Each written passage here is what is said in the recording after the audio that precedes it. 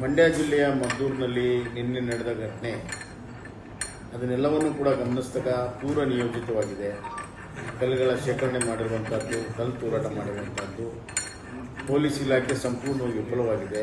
ಪೂರ್ವಭಾವಿಯಾಗಿ ಅದಕ್ಕೆ ಎಲ್ಲ ರೀತಿಯ ಬಂದೋಬಸ್ತನ್ನು ಸಿದ್ಧತೆಯನ್ನು ಮಾಡಿಕೊಳ್ಬೇಕಾಗಿತ್ತು ಪೊಲೀಸ್ ಇಲಾಖೆ, ಅಲ್ಲಿ ವಿಫಲವಾಗಿದೆ. ಅಲ್ಲಿ ಆ ಘಟನೆಯ ನಂತರ ಪೊಲೀಸರು ಹೋಗಿದ್ದಾರೆ ಮತ್ತು ಯಾರು ಘಟನೆ ಕಾರಣ ಆಗಿದ್ದಾರೆ ಅವ್ರನ್ನ ಬಿಟ್ಟು ಅಮಾಯಕರನ್ನ ಅರೆಸ್ಟ್ ಮಾಡುವಂಥ ಕೆಲಸ ಆಗಿದೆ.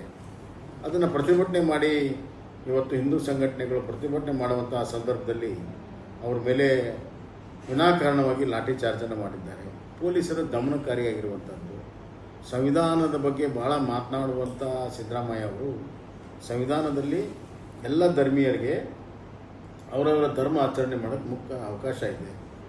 ಆದರೆ ಈದ್ ಮಿಲಾದ್ ಭಾಳ ಶಾಂತ ರೀತಿಯಲ್ಲಿ ಇಡೀ ರಾಜ್ಯ ತುಂಬ ನಡೀತಿದೆ. ಒಂದು ಸಣ್ಣ ಘಟನೆಯೂ ಕೂಡ ಆಗೋದಿಲ್ಲ. ಯಾಕಂದರೆ ಎಲ್ಲರೂ ಕೂಡ ಅದನ್ನು ಶಾಂತ ರೀತಿಯಿಂದ ಮಾಡಬೇಕನ್ನುವಂಥ ಉದ್ದೇಶ. ಆದರೆ ಇಲ್ಲಿ ಶಾಂತಿ ಕದಳಬೇಕು. ಗಣೇಶನ ಹಬ್ಬವನ್ನು ಒಂದು ಹಿಂಸಾತ್ಮಕವಾಗಿ ಅದನ್ನು ಪರಿವರ್ತನೆ ಮಾಡಬೇಕನ್ನುವಂಥ ಹುನ್ನಾರದಿಂದ ಮಾಡಿರುವಂಥದ್ದು.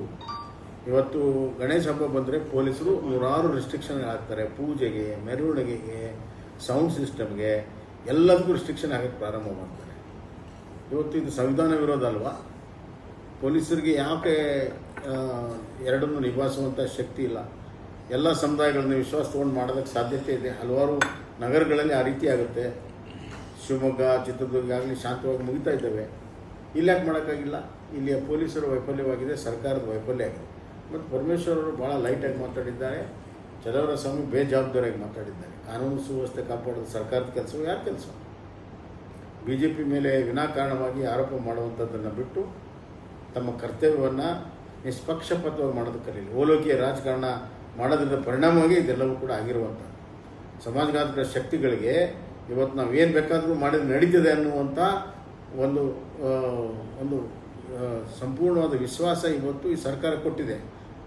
ಆದ್ದರಿಂದ ಈ ಥರದ ಹಿಂಸಾತ್ಮಕ ಚಟುವಟಿಕೆಯಲ್ಲಿ ಅವರು ನಿರ್ಭೀತಿಯಾಗಿ ಕಾನೂನು ಮತ್ತು ಪೊಲೀಸರ ಭಯ ಇಲ್ಲದೆ ಇದನ್ನು ಮಾಡ್ತಾ ಇದ್ದಾರೆ.